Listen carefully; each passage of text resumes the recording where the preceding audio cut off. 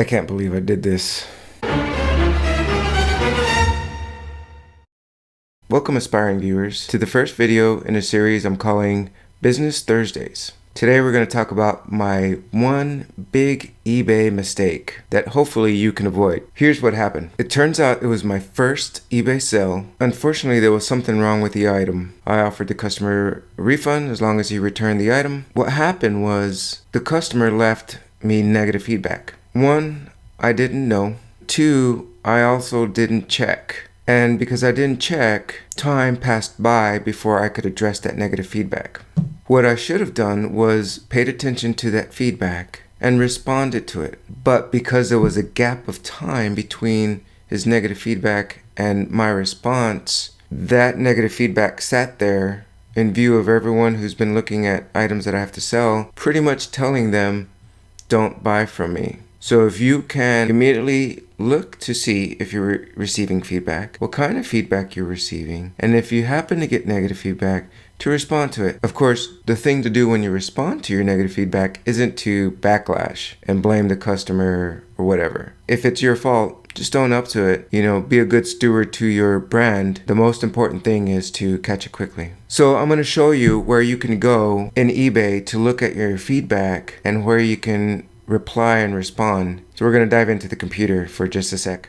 So here we are on eBay's website. You'll need to go to the site and log in under your user account. On the right hand side of the menu bar where it says sell my eBay, you're going to want to hover over my eBay and hover down to selling and click selling. Then in the first level tab, you have activity, messages, and account. You want to hover over account, move your mouse down over feedback, select feedback. These are my items awaiting feedback, and then scroll down and here's recent feedback. Notice here I have positive feedback, but I have this one negative feedback. And this is the one that I got that I didn't realize I had. And over on the right side, I got that January 18th. Had I known, I would have responded a lot sooner. But as you can see, I didn't respond until February 12th. That was almost a month where customers were seeing negative feedback without any response. And had I had a response sooner, I might have been selling more items in the meantime. In this menu, you can look at View All Feedback. I'm going to click on that, and it brings you to this item. And you're given the option to reply to the feedback.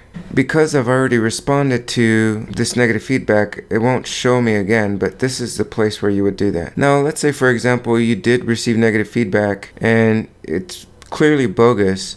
You do have an option to report the buyer. I'm going to go back a page. The other thing you can do in case you get feedback that isn't quite right is request feedback revision. And I would just select the item and send it. Because there was a defective scroll wheel, I'm going to leave the negative feedback and leave it as is and not touch it.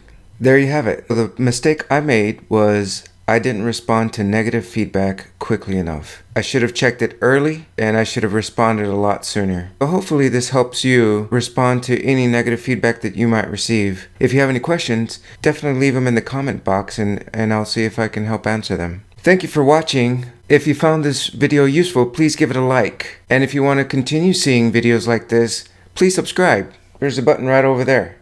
And follow me on the socials. See in that little corner? Thanks again for watching, and we'll see you in the next one.